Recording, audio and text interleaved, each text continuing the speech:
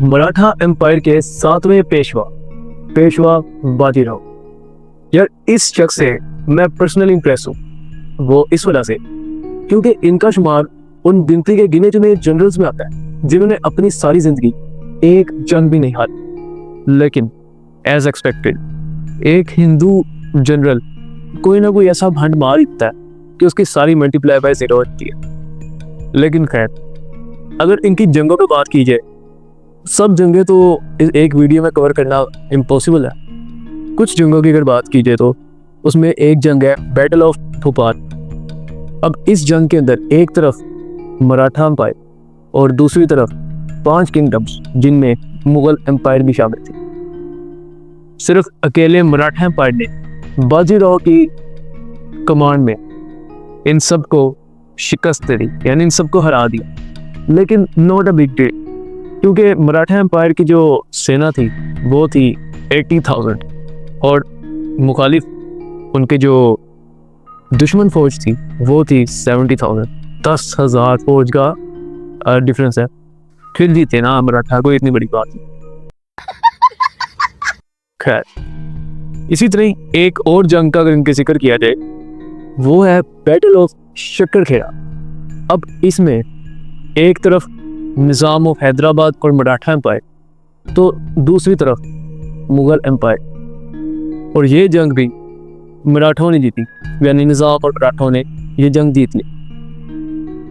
लेकिन कोई इतनी बड़ी बात नहीं है, क्योंकि मुगल्स औरंगजेब के बाद कमज़ोर हो चुके थे, सो उनको हराना कोई इतनी बड़ी बात नहीं। एक सबसे मोस्ट इम्पोर्टेंट जंग जिसके बाद शायद इनकी लाइफ का टर्निंग पॉइंट साबित हुआ, और वो जंग थी बैटल ऑफ बुंदेलखंड।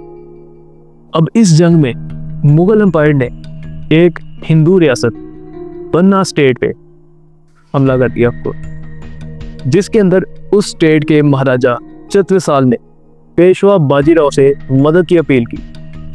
पेशवा बाजीराव उनकी मदद के लिए पहुंच गए और 25,000 की सेना से मुगल फौज की 50,000 की सेना को हरा दिया।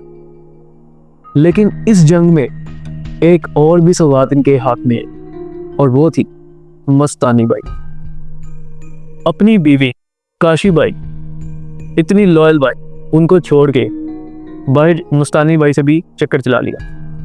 यानी एक्स्ट्रा मैरिटल अफेयर और इस तरह की तमाम चीज़ों के लिए तो घोड़े बेचारे बदनाम है। ये रिवाज तो मराठों में भी चल रहा था, अब पता लगा। और उसके बाद उनसे शादी भी कर ली, और अपना एक बेटा होने के बावजूद भी बार चक्कर चलाया था।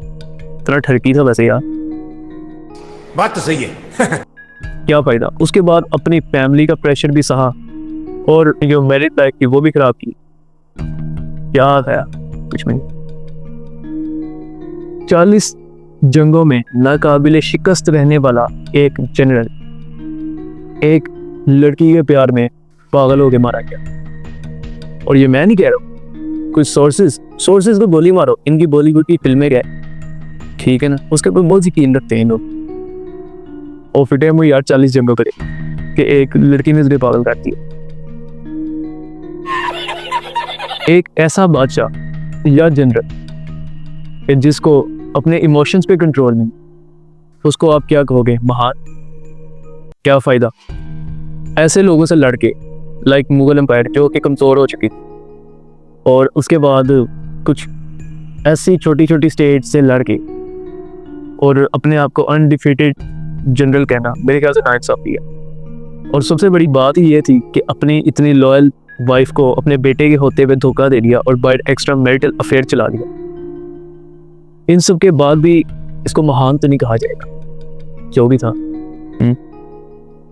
चाहे तो 40 जंगें जीत ले, चाहे 100, बेवफाई की माफी नहीं होती। जी चला ठरकी।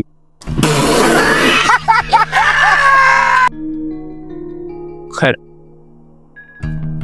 ऑफेंड नहीं होना, हिस्ट्री बेस्ड बात है। और सब्सक्राइब